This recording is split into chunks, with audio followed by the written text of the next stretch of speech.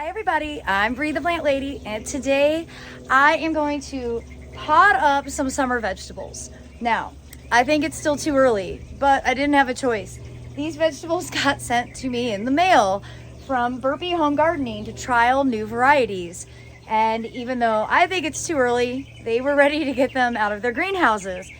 So the main thing is, if you've got tomatoes, peppers, okra, squash, basil, these things in central North Carolina really need warm soil. So we're about a month away from the appropriate soil temperature to plant these in the ground. So my recommendation is always to put them in pots in full sun, try to get as much ambient heat as possible. So putting those pots on a brick patio or a driveway on concrete will really help maintain the soil temperature so that the plants don't sit and sulk. Because see, here's the thing, when you put warm season vegetables into cold soil, it really slows down their growth rate and it makes them more susceptible to disease and insect pressure. And here in North Carolina, we already have ample amount of disease and insect pressure that's just like literally waiting in the ground to try and kill your plants. So you don't need to set them up to fail by getting them planted too early. So putting them in containers is a relatively successful way to kind of jump ahead of the season, get the plants started, knowing that in a month from now, you can either pot them up again or go ahead and transplant them into the ground. So before I put these into pots, just wanted to show you what varieties I have, and I hope that you will continue to tune in so that you can see how they grow through the warm season. All right, so there's 3 tomato varieties. Over here, we've got Wonder Star Red, which is a beefsteak variety. Small fruited unicorn red, so I'm assuming that is probably more like a cherry. And then Tasty Lee, which is a slicer tomato. The beefsteak is the smallest. It's also the most off color. I did fertilize these when I first got them, but again, I think the off color has more to do with temperature. These were in the heated shed over the weekend when we did have frost. Again, today is April 8th. It is too early for tomatoes in central North Carolina. But if you got started early, consider putting them in pots. Avoid putting them in the ground just because I don't want you to be set up to fail. All right, the other plants include this zucchini, Rocio, I don't know. And a golden griller yellow squash. Again, way too early to put in the ground, so these are going to go into individual pots. Okra, baby Bubba. Again, way too early for okra. I usually direct seed okra in June, 2 months ahead of time. And then 2 peppers. We've got Sweet Orange Canyon that looks like a big bell pepper, and Hot Pepper Piment Fort Skyline Red. That doesn't look like a pepper that I will consider eating. Okay. And then Everleaf Lemon. Yeah, I don't really find that the flavored lemon, lime, basil, flavored basils are that practical for my eating habits, but again, it's my job to trial, so I'm gonna grow it. I'd prefer a Genovese type basil that's just more useful in regular cooking.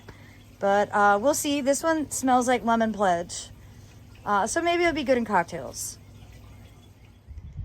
So the pots that I've decided to put these warm season vegetables in are here on the back porch of the Airbnb. And you can see I had really well-established clover that the deer ate all the way to nothing. So these pots are empty. I'm not gonna change the soil. I'm literally just gonna dig holes, plop the new vegetables in. This is where they're gonna live for at least the next month. Realistically, in my world, they're gonna be here for at least 2 months. The great thing is, I've got a hose right there, and these pots already get watered daily. I also need to go ahead and add more compost to all of the potato pots. So I'm gonna go ahead and do right now as well.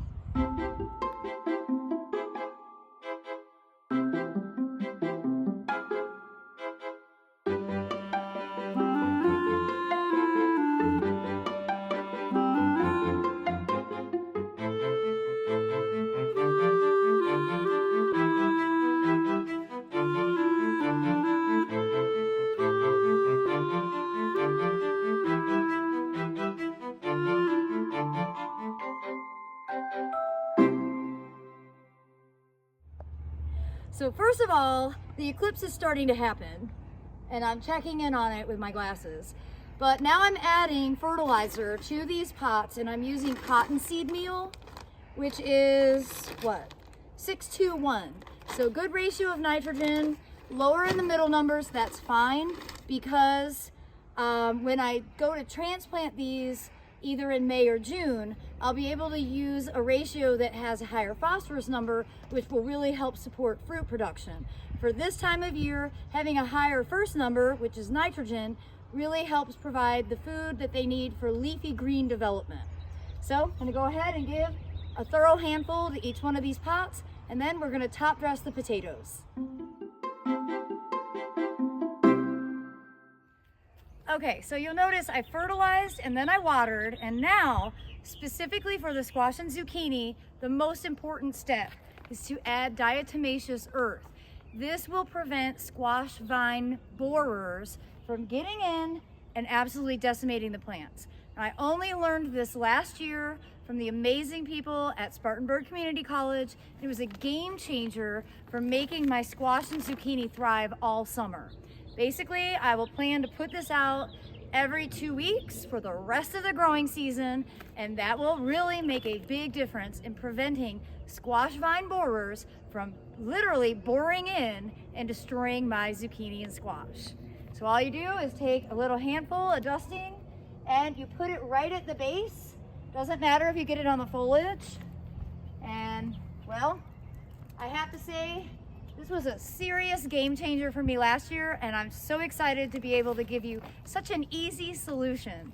Diatomaceous earth is commonly used to prevent slugs and snails, but now you can add squash vine borers to the list.